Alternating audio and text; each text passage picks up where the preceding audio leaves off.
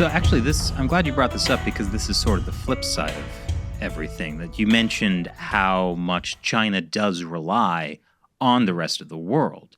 Um, I mean, it's disorganized, but to me, that means the world has a lot of leverage over China and the Chinese Communist Party.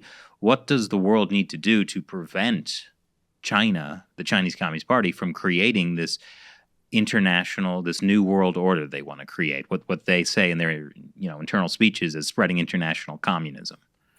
Well, that's a big question. Let me take the example of Speaker Pelosi's visit to Taiwan.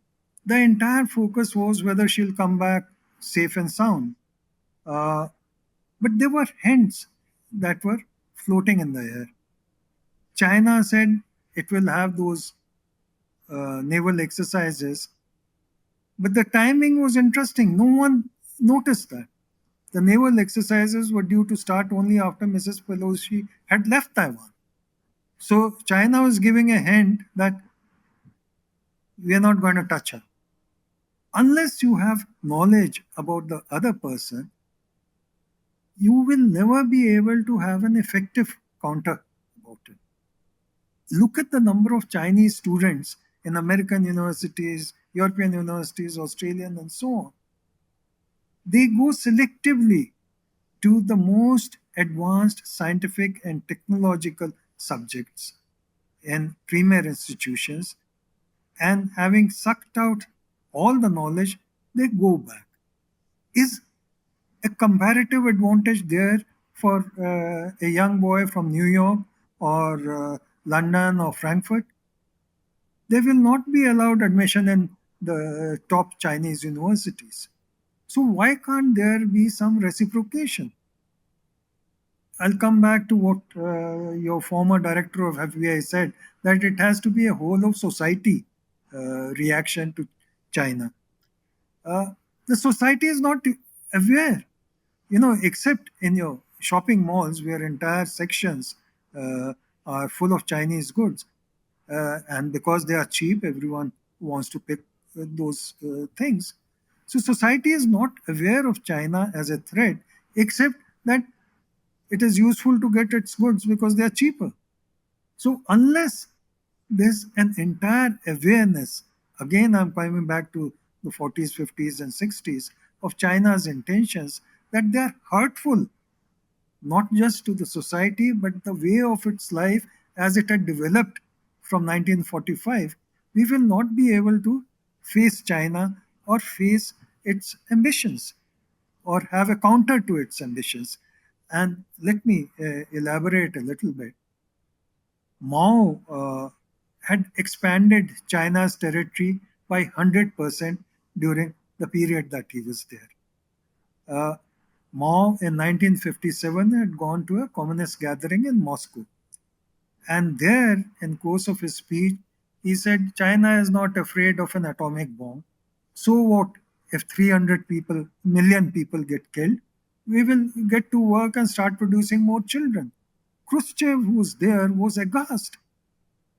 He was aghast because he said this man has so little value for human life. And then, if you go further ahead in China's age, there was a huge drought in China which killed, there are estimates only, between 30 to 50 million people. Then during Cultural Revolution later, another 25 or 30 million people were killed. Had it happened in any country in the world, even in Soviet Union of those times, there would have been a massive uproar, scandal, questions, human rights issues, and so on. But in case of China, there was nothing. Or to take the recent example, Wuhan was locked up for maybe 2 months, and then Shanghai. You might say that is their internal affair. No, that is not their internal affair, because Wuhan was a message that the disease started from there. And Shanghai, when they locked it down for 2 months, it meant that export import to rest of the world, which was vital, uh, was stopped. There were ships lined up, but China couldn't care.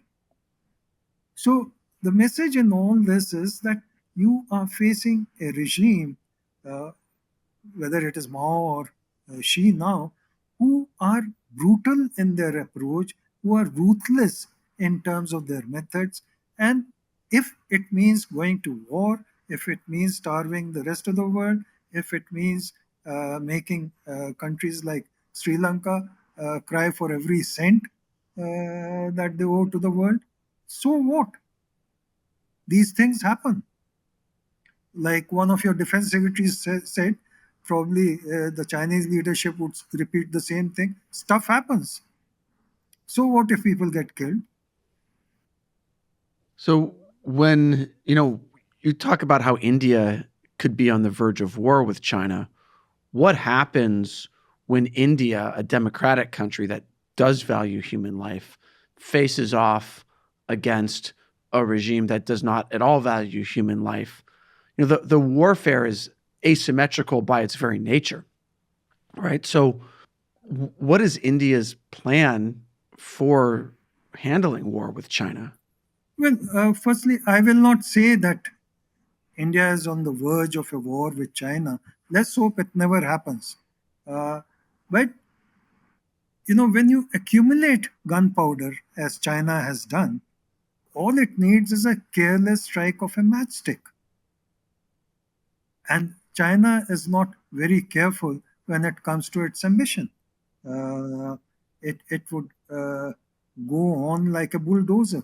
So, in case a war unfortunately happens, uh, then India is not going to be a pushover. Let's be very clear on that.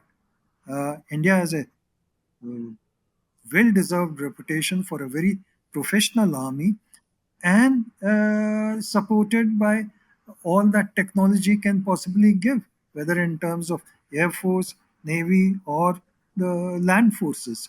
So it's going to be a tough battle, and China will discover that uh, Indian soldiers will give them back in equal measure, if not more, if not in greater measure, as they discovered in Galwan. Let me also give you an example of the Galwan fighting. You see, when Indian soldiers, whether it was in a war with Pakistan or with China, find a Chinese wounded soldier or in a serious condition, they would give him at least the first aid treatment, if not a full treatment. If a doctor is nearby, they would give him as professional care as possible, and then return him to the Chinese people. There was a paramedic who was also at the scene of fighting in 2020 in Galwan. So he was taking care of the wounded Indian soldiers. And then suddenly he saw that there were some Chinese soldiers who had been injured by Indian soldiers. So he started taking care of them. Meanwhile, the fighting had stopped. Indian soldiers had withdrawn and Chinese were withdrawing. But Chinese thought this paramedic is needed because they had more wounded soldiers at the back. So they took him with them, made sure that he offered the necessary treatment to the wounded soldiers. Once he had done his job, he was killed by the Chinese. So, this is the kind of state and the system that you are dealing with. The reason why I elaborated on this is because it runs right from the top downwards. That mentality of that cruel streak is transposed all the way down. So if a war happens, it will be bloody, it will be difficult, but the best thing is to hope that it does not happen.